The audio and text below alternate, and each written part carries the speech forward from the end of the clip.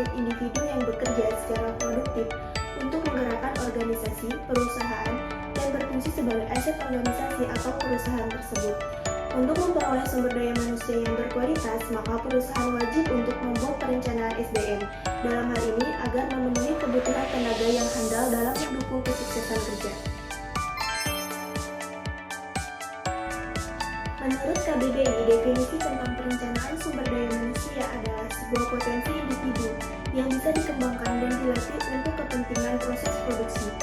Sedangkan menurut Mattis and Jackson tahun 2001, perencanaan SDM adalah sebuah proses identifikasi dan analisis untuk memiliki SDM yang bisa mencapai tujuan organisasi atau perusahaan.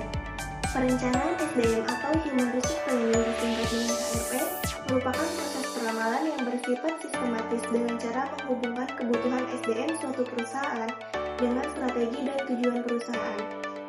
Selain itu, perusahaan juga perlu memastikan bahwa SDM yang dimiliki sudah memadai, berkualitas, dan kompeten dalam mencapai tujuan perusahaan tersebut. Setelah Anda paham apa itu perencanaan sumber daya manusia, lantas apa saja sih fungsi dan tujuannya? Nah, contoh tujuan perencanaan SDM yaitu agar ada kepastian antara kesesuaian tenaga kerja dan jumlah pekerja yang tersedia, baik itu jumlah atau kualitas SDM yang perusahaan butuhkan. Untuk mengetahui kesesuaian tersebut, maka proses tersebut harus didasari oleh demand and supply dan demand SDM perusahaan. Setelah kita membahas mengenai tujuan perencanaan SDM, lalu apa saja sih fungsi perencanaan SDM untuk perusahaan? Nah, fungsi yang pertama yaitu bisa membantu Departemen SDM dalam mengantisipasi kebutuhan jumlah dan kualitas tenaga kerja di kemudian hari. Akan sangat terbantu untuk tenaga kerja yang sifatnya berubah-ubah seperti dalam struktur organisasi proyek. Kemudian untuk fungsi yang kedua, perencanaan sumber daya manusia juga bermanfaat dalam membantu HR agar bisa bekerja proaktif untuk menemukan kandidat pekerja yang sesuai dengan posisi pekerjaan.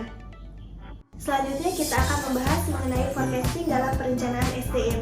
Setidaknya ada 3 faktor yang mempengaruhi untuk dilakukannya forecasting SDM bagi perusahaan. Faktor yang pertama yaitu faktor eksternal. Persediaan karyawan berdasarkan analisa pasar tenaga kerja serta tren kondisi kependudukan sehingga ada kerjasama antara penyedia tenaga kerja dengan perusahaan yang menjamin kualitas dan kuantitas karyawan. Dalam faktor eksternal ini dibagi dalam beberapa faktor. Yang pertama ada faktor ekonomi nasional dan industri. Faktor ini secara langsung berpengaruh dalam rencana strategi atau taktik sebuah organisasi. Yang kedua ada faktor sosial politik dan hukum. Faktor ini tidak boleh diabaikan dalam sebuah organisasi termasuk juga dalam melakukan perencanaan SDM. Faktor ini yang menempatkan penguasaan bahasa asing khususnya bahasa Inggris yang semakin penting dalam berkomunikasi telah mengharuskan organisasi menjadikan sebagai pertimbangan yang besar pengaruhnya dalam perencanaan SDM. Faktor yang selanjutnya adalah faktor teknologi. Perkembangan dan kemajuan ilmu pengetahuan yang pesat telah diiringi pula dengan dihasilkannya teknologi baru, baik yang berhubungan dengan cara kerja dan peralatan untuk meningkatkan produktivitas dan kualitasnya, baik untuk memenuhi keinginan dan kebutuhan konsumen yang juga terus meningkat kualitasnya. Faktor yang terakhir adalah faktor pesaing. Faktor pesaing merupakan wujud dari tantangan yang semakin berat dalam dunia bisnis. Bagi suatu organisasi akan mempengaruhi pasar bagi produknya baik berupa barang atau jasa. Untuk merebut dan memenangkan sebuah organisasi, diperlukan SDM yang kompetitif. Setelah kita membahas mengenai faktor eksternal, selanjutnya kita akan membahas mengenai faktor internal. Menghitung jumlah para karyawan serta mengevaluasi kemampuan mereka sebagai bentuk adanya kemungkinan untuk penugasan para karyawan dalam mengisi lowongan-lowongan pekerja yang akan datang. Dalam faktor internal ada beberapa faktor pendukung di dalamnya. Yang pertama ada rencana strategi dan rencana operasional atau taktik. Rencana ini tidak mungkin terwujud tanpa SDM yang relevan dan kompetitif. Maksudnya suatu organisasi harus mempunyai keahlian dalam organisasinya sehingga mampu menghasilkan produk secara berkualitas. Peramalan atau prediksi, produksi, dan penjualan tidak boleh dilakukan secara spekulatif, tetapi harus didasarkan pada data sebelumnya dan survei pasar agar dapat dilakukan perhitungan yang objektif. Selanjutnya, faktor bisnis baru. Dengan memperhatikan lingkungan dan kemampuan, menganalisis dan memanfaatkan informasi, selalu terbuka peluang bagi organisasi. Selanjutnya, faktor desain organisasi dan desain pekerjaan. dirancang untuk mewujudkan pekerjaan agar berlangsung efektif dan efisien. Yang terakhir ada faktor keterbukaan. Manajer yang terbuka dengan memberikan informasi yang lengkap untuk melakukan analisis tenaga kerja, maka akan memberikan peluang dihasilkannya perencanaan yang akurat. Setelah faktor internal, selanjutnya ada faktor ketenaga kerjaan. Faktor ketenaga kerjaan ini adalah untuk meningkatkan kecermatan dalam menyusun perencanaan tenaga kerja atau SDM ke depan. Dalam hal ini yang pertama, pensiun, PHK, meninggal dunia, dan karyawan yang sering absen sehingga tidak luput dari prediksi manajemen SDM dan harus ada penggantinya. Selanjutnya, promosi atau kenaikan pangkat, pindah, dan karyawan yang mendapat tugas pelatihan di luar juga harus diperhitungkan, baik dengan cara pergantian maupun rancangan penempatan yang lebih tepat. Nah, itulah pembahasan mengenai faktor-faktor forecasting dalam perencanaan SDM. Selanjutnya kita akan membahas mengenai proses perencanaan sumber daya manusia.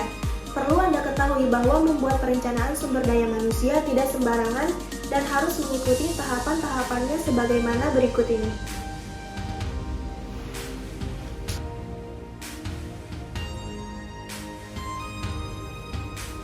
Yang pertama, menganalisis kebutuhan SDM. Tahap pertama dalam perencanaan SDM adalah menganalisis kebutuhan sumber daya manusia di organisasi. Ini melibatkan mengevaluasi tujuan organisasi, mengidentifikasi tugas dan tanggung jawab yang diperlukan, dan memahami kompetensi yang diperlukan untuk mencapai tujuan tersebut. Setelah menentukan kebutuhan SDM saat ini, langkah selanjutnya adalah menganalisis kebutuhan pengembangan di masa depan. Ini melibatkan mengidentifikasi keterampilan dan pengetahuan yang dibutuhkan oleh karyawan untuk mendukung pertumbuhan dan perubahan organisasi. Selanjutnya yaitu menganalisis laporan dan data SDM. Pada tahap ini, perencanaan SDM melibatkan menganalisis laporan dan data SDM yang ada, seperti tingkat turnover karyawan, evaluasi kinerja, kehadiran dan informasi lainnya. Analisis ini membantu dalam mengidentifikasi tren, masalah, atau peluang yang perlu diperhatikan dalam perencanaan SDM. Yang keempat yaitu merumuskan strategi perencanaan SDM. Berdasarkan analisis kebutuhan SDM dan data yang ada, langkah berikutnya adalah merumuskan strategi perencanaan SDM. Strategi ini mencakup pengembangan rencana untuk merekrut, melatih, mempertahankan, dan mengembangkan karyawan yang diperlukan oleh organisasi. Setelah strategi perencanaan SDM dirumuskan, langkah selanjutnya adalah menetapkan rencana tindakan yang spesifik untuk mengimplementasikan strategi baru.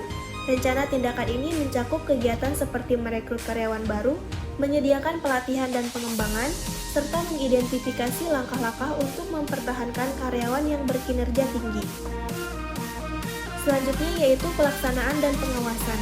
Setelah rencana tindakan ditetapkan, tahap berikutnya adalah melaksanakan rencana tersebut. Ini melibatkan pelaksanaan kegiatan perencanaan SDM, seperti perekrutan, pelatihan, dan pengembangan. Selama pelaksanaan, penting untuk memantau dan mengevaluasi hasilnya, serta melakukan penyesuaian jika diperlukan. Tahap terakhir dalam proses perencanaan SDM adalah evaluasi dan penyesuaian. Evaluasi dilakukan untuk mengukur keberhasilan perencanaan SDM dan mengidentifikasi area yang perlu diperbaiki. Hasil evaluasi ini kemudian dapat digunakan untuk memperbaiki proses perencanaan SDM di masa depan. Demikian materi yang dapat saya sampaikan dalam video ini. Semoga apa yang telah disampaikan dapat bermanfaat dan memberikan tambahan pengetahuan bagi kita semua. Terima kasih atas perhatiannya. Wassalamualaikum warahmatullahi wabarakatuh.